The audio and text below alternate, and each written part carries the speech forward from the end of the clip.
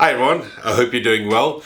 We've got a massive windstorm here at the moment, so I can't go fossil hunt, but I thought let me give you an update on one of my rarest fossils, the bony toothed bird, the Pelagornis. And I also got a new 3D scanner in the mail from Revopoint. So let's try it out on the Pelagornis fossil and see how it comes out. Create a 3D model of the progress. Well, here's the concretion, and you can see I've done quite a bit of work to expose some more of the bones. This was a 50 kilograms, so I think just over 100 pound concretion, and I've removed most of the rock over here that was covering this rostrum. So the rostrum over there, the one with the teeth, that's what you want to find. So if you find a bony toothed bird, you want to find the bony toothy bit, which is what this is, the rostrum. So the rostrum is this top part of the beak, and then the mandible, I think, is poking out at the bottom over there, kind of tucked in under the skull. So this section of the skull is that section. So where the eye is would have been that bridge part over there. Yeah, you can see those teeth are quite something. I mean, they're really sharp. They're very, very toothy, and then we've got this really cool line going down the middle here. This is the skull section over here, and over there is where the one eye would have been, and the other eye would have been there. I mean, it's a decent sized skull for a bird, and it's very robust. Normally bird skulls are very, very delicate and frail, but this is a solid piece of bone over here. Well, let's go and try and scan this fossil with this new 3D scanner Revopoint sent me. This is the INSPIRE 2. And then I'll put it on Sketchfab and you can go have a look at it yourself. Even download it.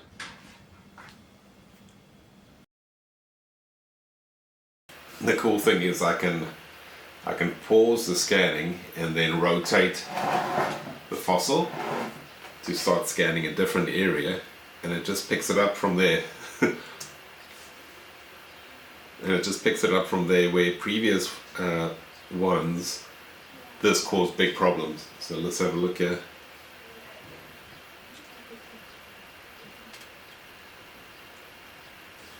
I'm keeping it about a foot away from the model. Okay, I'm just going to pause it again, rotate it some more. Yeah, that's super handy that it picks it up again.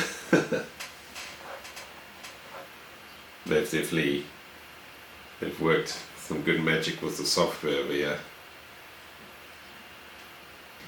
There's nothing more frustrating than when it loses its spot and it just creates like a mess of the model. So that's 4 minutes and I'm pretty much done with the scan. That's really good because you can save it now and then you can do the processing later. So what I've done now is I've taken the point cloud that I captured on my laptop and I brought it over to my desktop because my laptop only has 8 gigs of RAM, so it's going to be a lot quicker to work on my desktop, which has got 32 gigs of RAM.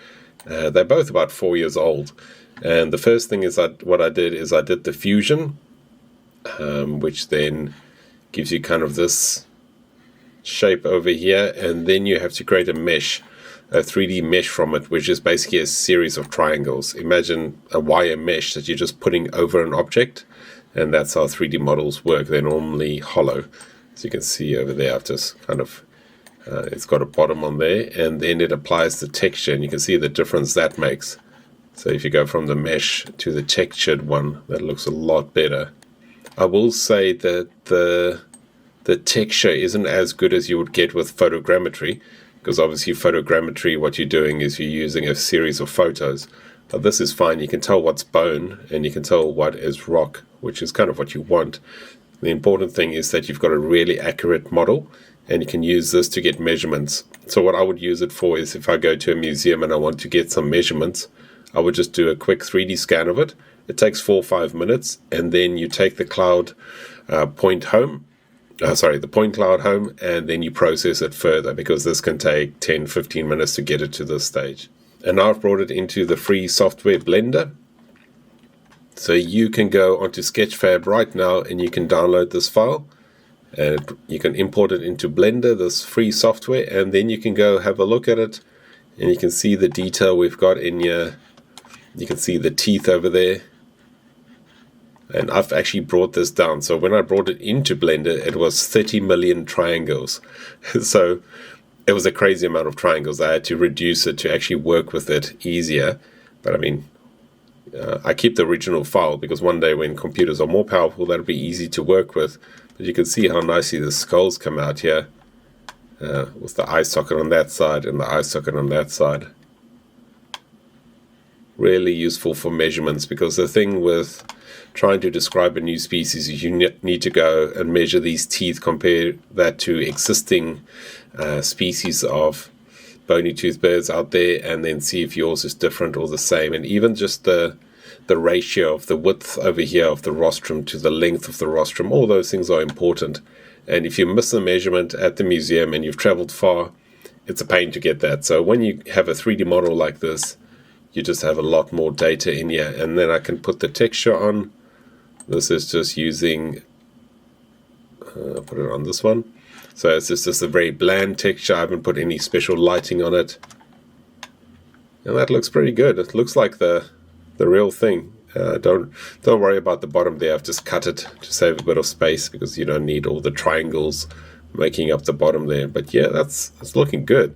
So this model's now got 2 million triangles, and I'll show you what it looks like. So if I go to the edit mode, you will see the triangles here. You can see what I mean by the wire mesh. It's just lying over it. And those are the triangles. There used to be 30 million. Now at least there's only like 2.3 million. But yeah, that's still really good resolution. And you can now 3D print this. So you can 3D print it and then use the color to paint the bone. And then you would have an exact copy of this. So you can go onto Sketchfab right now, look for Mamlambo fossils, and you'll see a bunch of my models on here. Here's the Pelagornis. So 2.4 million triangles. Let's give it some time to load. And there you have it. There's that model. And I also wanted to just try it on one of my smaller crabs. So I did this little this little fossil crab from Italy. It's a very cute little crab.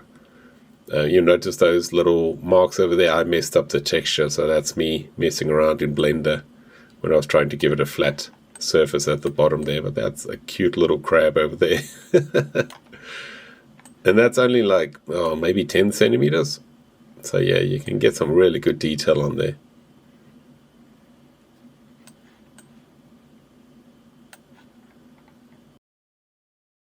Thanks so much for joining me, everyone. I hope you enjoyed that little bit of a look at this new 3D scanner and that Pelagornis fossil. That's a really, really cool fossil. It's one of my favorites. I do have the unboxing of this 3D scanner. I'll play that straight after the end of this video. But yeah, hopefully this wind dies down. We've had like up to 120 kilometers an hour gusts of wind at the moment. So yeah, it's not safe to go down to the beach, but especially with those cliffs. But yeah, hopefully this coming weekend I'll be able to go down again. Yeah, if you're in the market for an entry-level 3D scanner, this INSPIRE 2 is pretty good. I'm going to have fun playing with it. It's not a sponsored ad or anything, but they did send this to me to give a try. And it's certainly the most user-friendly 3D scanner I've worked with. It was so easy. 4 minutes to do a scan. That's way quicker than any of the other ones I've used. Stay safe. I'll see you on the next hunt. It's a new 3D scanner that I've been sent to try out. So let's have a look. I do have a few new fossils I need to scan.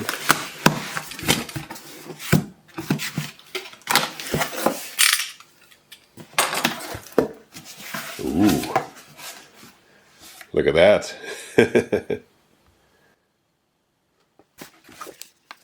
Mobile kit. Oh, that's cool.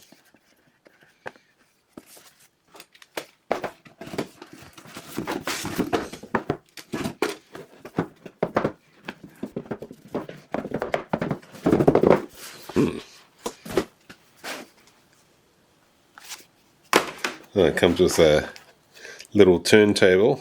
That's always cool. Those are the stickers you put on in case you can't focus automatically. I've never had to use these. What's the holding thing? Here it is.